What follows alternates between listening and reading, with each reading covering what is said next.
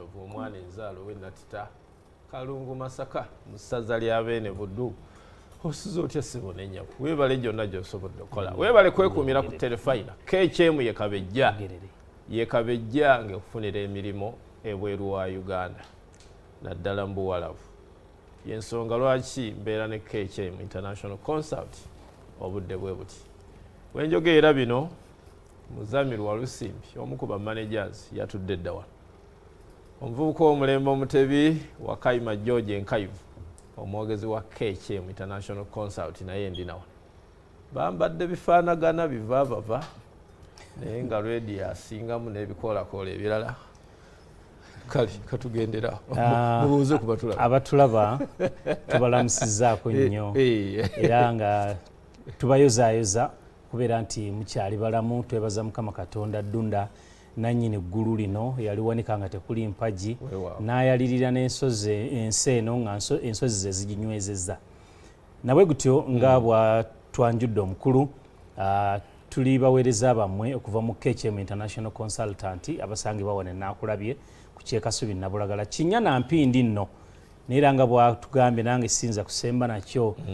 ndi musajja wa Kabaka asinzira mu ssaza lye ery'Ebugerere ekigenda mu maaso kengere ya BBS ne MTN kati nno nabwe kuvuga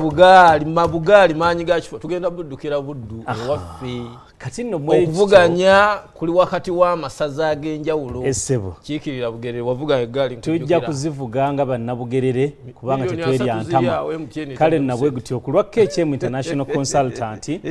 we tusinziira mutegeddewo endagiriro nnungi nnyo etegeerekekwa ti omuntu bw'oyogera KHM ne bw'obeera ng'oli mu kibuga kino Kampala mu ssaza lya Ssaabasajja oba masaza ga Ssaabasajja gonna ne mu Uganda yonna oli toyinza kubuuka bantu bataano n'otabeera na muntu akuliraanye ng'amanyi KHM International Consultant byekola gyesangwa na biki byeyambye ku bannayuganda n'ettaffaali lyegasse ku kunoonyeza n'okulwanyisa ebbulwa ly'emirimu mu ggwanga lya Uganda. Kamala ogendako omuvubuka omulembe omutebi Nkayivu George wa Kayima abantu bakulaba bulungi babuuzeeko neyanziza nnyo mubadde mwogera ku by'amasaza nange ndi musajja Munnakyadondwa bantu bafe ab'Omusajja Division manyi bandaba bulungi bankenga njagala okutumirako ku bannange buli lwenzijja wano babeerako nja kusookera ku beewu ab'Ennattetta mu Kalungu ab'Ekayunga Bugerere n'abantu bafe ab'Omusajja Division abavubuka ba Galacticos abasamba omupiira bonna babeerako nga tulaba wano nga twogera ebigenda mu maaso mukama wange abadde ayogera ku KHM International Consultants KHM International Consultants omulimu gwe tukola gwe gw'okuyambako munnayuganda agenda okukolera ebweru w'eggwanga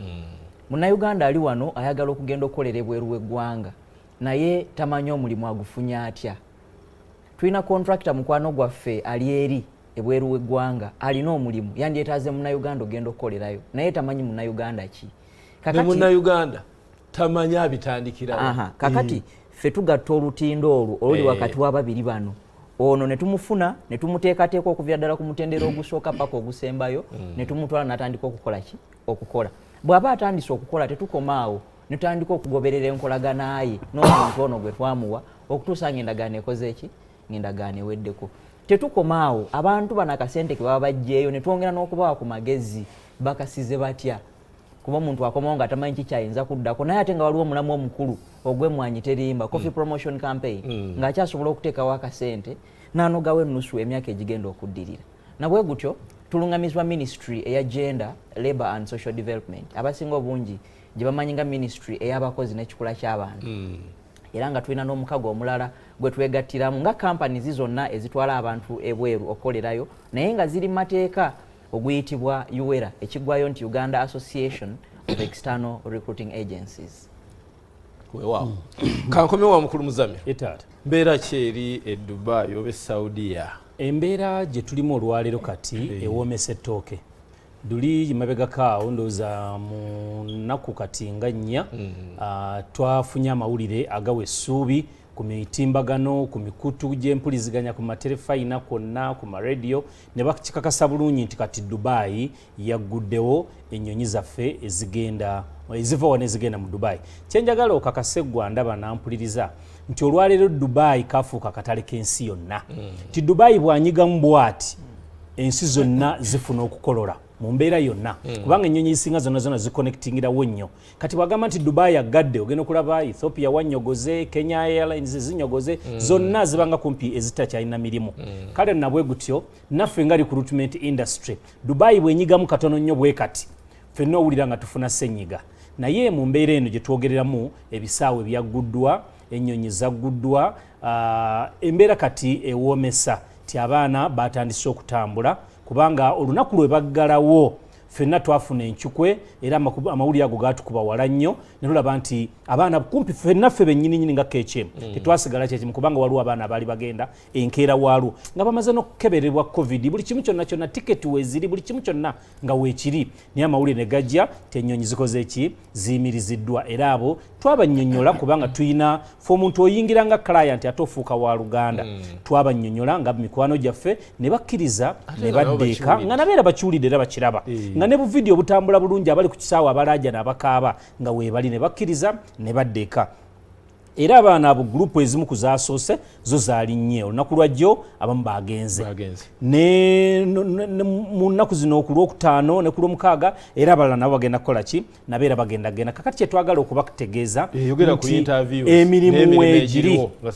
weegiri nti olwaleero emirimu tulina interviews ez'enjawulo twetaaga ba security guard abagenda okukolera mu kibuga Doha mu ggwanga erya Qatar ne twetaaga ne ba drivers abavuga buno obumotoka obutonotono abeetaagibwa mu kibuga Dubai mu United Arab Emirates ng'ono agenda mu Dubai olina okuba nga omaze okuvuga kwoko wane Morocco okumala emyaka nga 2 ng'otuuseko mu senior 4 ne senior 6 n'okwambuka waggulu ng'otuusa ku myaka 23 n'okutuuka ku myaka 4 butasukka 42 egyo emirimu egyo weegiri ne ba security guard ng'otuuseko mu senior 6 n'okwambuka waggulu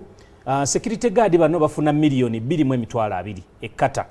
alina okuba nga atuuse emyaka 23 n'okwambuka waggulu butasukka myaka 42 kati obanga olina diploma oba olina certificate oba olina senior 6 olina degree yo Seruganda onoonyeza emirimu gifuusa akalimu totawaananga omuzadde waali oyo ye KHM International Consultant jangu interviews zigenda kubeera ng'ennaku za mwezi 22 kuba bukubi namba za simu ezo ziri wansi w'olutimbo olwo oba ku TV yo bagenda kubeera nga bakulagirira bagenda kubeera nga bakunnyonnyola ebisinga wano kaddeke katuliira owejjokolera naye ng'ebisinga obungi babikunnyonnyola ku simu ne bw'obeera ng'ozze ku kitebe kyaffe emirimu egyo bagikunnyonnyola bulungi n'emirala gye tasobola kunnyonnyola olwakadde naye ng'ezo interview tuzirina mu wiiki eno ne mu wiiki eyo ejja ezo interview eziri ate ne muganda wange ajja kunnyonnyolako emirimu emirala weewaawo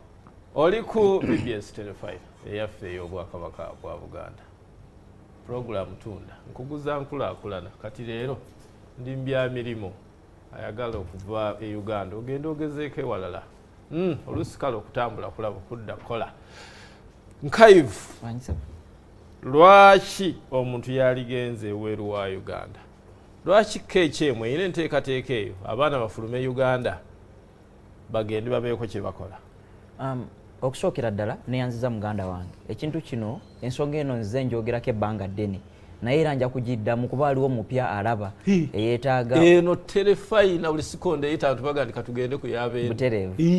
okusookera ddala bubeera buvunaanyizibwa bwa gavumenti ebeera mu buyinza okunoonyeza bannansi bayo emirimu munda mu ggwanga ne wabweru waalyo gavumenti eriko yateekawo omukisa guno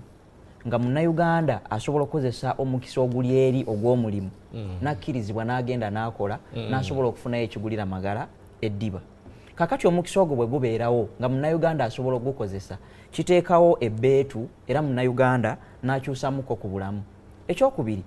waliwo munnayuganda atali mumativu na bulamu bwalimu leero e Uganda munnayuganda ntera okukyogera bulijjo alina gy'akolera naye nga kyafunayo kiki kitono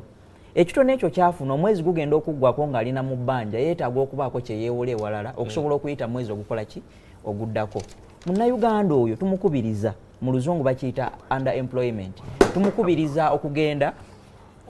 ebweru asobole okubirayo ekiki ekyeyo afuneyo ekigulira magala eddiba munnayuganda owokubiri yasoma mu malirivu alina amagezi ayagala okukola naye ng'omulimu ogwo gwanoonya okukola agunoonyeza n'obwoya ne bumugwa ku ntumbwe ntera okukyogera bulijjo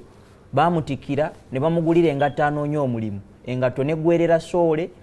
n'agula endala naye ng'omulimu tannaba kugufuna Munnayuganda oyo ne tulaba si mumativu n'embeera ejalimu e Uganda era tumukubiriza naye agenda kuba ekiki ekyeyo. Bw'otunulatunulamu n'opimaapima mu bulamu bwo ng'olaba awo wooli si wooteekeddwa okubeera. Kano ke kaseera omukisa bwe gubaawo jangu ku KHM International Consultants. Bantu bangi abayitidde mu KHM nga gye bali eyo bakola, bantu bangi abayitidde mu KHM nga baakomawo era obulamu ne babukyusa. Naawe osobola okukola ekintu kyekimu. Wow. Yes, sir. Kanzeke wa Muzamiru katono akati kandi bulungi. Ebya visa bino ne Dubai obyogerako ki? Neyanziza Sseruganda nti olwaleero nga bwe baggalirawo twalina abaana abaali bamaze okukola interviews ez'enjawulo abamaze okugezesebwa. Interviews bwe zaamala okukolebwa ne tulindirira visa, abamu bazifunye abalala baali bagenze, abalala baali bagenda ne bakoma ku kisaawe, kati abamu bagenze, abalala bagenda. Ate kyejagala okutegeeza nti visa zino zijja in a gradual process. Oba they come like in a piecemeal, they don't come like a log of wood. Mu mbeera eyo titulina visas ezaayise olunaku lwajjo ezetwafunye wenjogera kuyika gabanga mazzi ne visa zetwafunye empya zayingiddewo mu nnyumba. Kati obeera nga wakola interview ng'oli ku Transguard, oli ku mirimu egy'enjawulo, aircraft cleaner, aircraft loader, warehouse worker, housekeeping, jangu ku KHM visa zammwe zafulumye era tubaleseeyo na ssaawa zino abamu batandise okutuuka, tuli mu kubateekateeka n'abalabike nga next week batambula bagende bakole. Kati na mu mbeera eyo bwe wenna alowooza alina ekirowoozo nti nandigenza okukolera emitala w'amayanja, lowooza ku KHM kubanga ate twebaza ne baganda baffe betuli mugumu tinabo bakkiriza ne bagamba nti bw'oyogera ku kigamba Dubai bamanyi ogenda ku maofiisi gana bw'ogamba Dubai genda ku KHM ffe tulina ebyaffe gye tukola naye bw'obanga tetwagala kulwisa genda ku KHM eyo Dubai, akatale ke Dubai kali ku KHM International Consultant. Kale nabwe gutyo nabo tubeebaza kuba tukola gwe gumu, tetulina kuvuganya nnyo, tetulina bujja, tubeebaza kubeera nti mutusindikiranga abantu abo ne muyamba bannayuganda kubanga obanga akikoze nti oyambe munnayuganda. Kale nabwe gutyo gwe wenna alina ekirooto ky'okugenda okukolerako emitala w'amayanja naddala mu ggwanga erya United Arab Emirates oba mu GCC country, lowooza ku KHM awo wali shuwa y'emirimu. Mpozi twogera nnyo ku Dubai. Naye ate ne mu ggwanga erya Qatar emirimu weegiri miyitirivu. Qatar eri mu kutegeka World Cup. Eno Dubai ebali mu expo yaabwe era egenda maaso. Qatar bategeka World Cup omwaka guno luli twagambanga next year, this is the year. Era njagala okugamba ne mu ggwanga erya Saudi Arabia emirimu nagyo era gyegiri miyitirivu nnyo, tetusobola gima kubanga bw'otunuulira Saudi Arabia mu bunene bwayo ogatta Uganda kumpi emirundi nga 6 n'ofuna Saudi egi kitegeeza nti bannayuganda abali ne baga nti bonna tubayiye mu Saudi egyo emirimu tetusobola kugimalawo. So abaana abawala abagenda okukolayo nga ba housemate program yazze bulungi, then ate waliwo n'emirimu egy'abaana abalenzi era abakolera mu ggwanga erya Saudi Arabia nabo tubeetaaga nga abakola ku bisaawe, abakola mu mafuta, naddala emirimu gye Saudi giri nnyo mu mafuta. Akasente mwekali abaana bafunye ddala kasente kumpi milioni 3.5 omusaala. Nga tunaatera okufundikira kanzireyo ew'omwogezi w'ekitongole njagala okuteeka essira Mukamange yabadde ampadde olukusa okuddamu okutangaza ku mirimu emirala mu ddeeka egyo gyamenye. Tukyetaaga abakozi b'ekisaawe DXB. Abakozi bano mulimu ba aircraft cleaners, mulimu ba cargo loaders, ba handlers ne ba porters. Bano bakozi ba kisaawe kya Nnyonyi. Emirimu egyo bwe njogerako abaali batambuddeko bagimanya. Aircraft cleaner ng'omuntu bw'otuula mu nnyonyi n'olekamu akacupa k'amazzi n'ogenda mu kinaabiro, kati omuntu ayingiramu oluvannyuma okulongoosa ennyonyi eno ye aircraft cleaner. Tulina cargo loader atiko obugugu ku runway kira 223. Tulina ba handlers bano abateeka abanyigako bu tags, omugugu guno gwa gundi ayitidde mu nnyonyi bweti. Abo bonna abakozi tubeetaaga. Tukyetaaga abakozi ba hoteri, ba waiters, waitresses, ba kitchen stewards ne ba housekeepers n'abakozi ba warehouse. Interviews zigenda maaso ku offices zaffe enankulabye ku kuba erikirire Nabulagala. Gwoba osiibula mwami Muzamiru Walusimbi. Pozi nga nsiibula njagala okwongera okukkatiriza abaana baffe abawala abamu agenda n'agamba nti sina ssente zintwala Dubai kubanga sobola kwesasulira za tiketi ne za visa. Ne tumuwa amagezi ne mugamba nti yite ewala naye otuuke. Kati obanga wagenda e Saudi n'okomawo ng'omaze okukikuba e Saudi nga bwe mwogera, kati jangu ate tukutwale Dubai. Okay, munse nsuubize nga bwe mutera okujogera nga muzize nti afe twagala genda Dubai munse nsuubize. Kale nabwe gutyo abavudde Saudi, abavudde Jordan, abavudde Oman, abavudde wa n'okubadde Oman government bakkiriza gendayo mujje tubatwale kati munse nsuubize ng'atakutwalayo era yoyo omusuubize KHM International Consultant. Omwogezi ku bajjambo tugende. akalowoozo ke njagala okuwa yenna alaba BBS Terefayina yaffe nti tosobola kutegeera nti oli w'amaanyi okutuusa nga okuba ow'amaanyi ky'osigalizza. Embwa esobola okugoba n'ekugoba akaseera ne katuuka nga tokyeyongerayo w'otuuse waliwo ekisenge n'okyuka n'otunuulira embwa eno n'okkiriza nti oba tufaafaagana katufaafaagane, wabula ate bw'okyuka ate embwa ebadde ekugoba n'edduka ne weebuuza obadde oddukira ki. Tosobola kumanya nti oli mugezi okutuusa nga okuba omugezi kyokka ky'osigaliza okukola. Nze Wakayima. Yoyo nvuuko omulembe omutebi Jojo Wakayima Nkayivu omwogezi wa KHM. Nze musajja wa Kabaka 2 Matovu. Tusinkane mu budde obuddako ne Prascon Kala Your World. Ssaabasajja Kabaka awangaale. Waliwo baganda bange abeeri bandyagadde okgenda babayambye bati balina offisi eyigange wali alikamu school ku sukulu leni ploti 12 weewo njagala kugenda weeruma ebinsuseeko nakozesa n'omutuufu munyambe KHM ye Kabejja.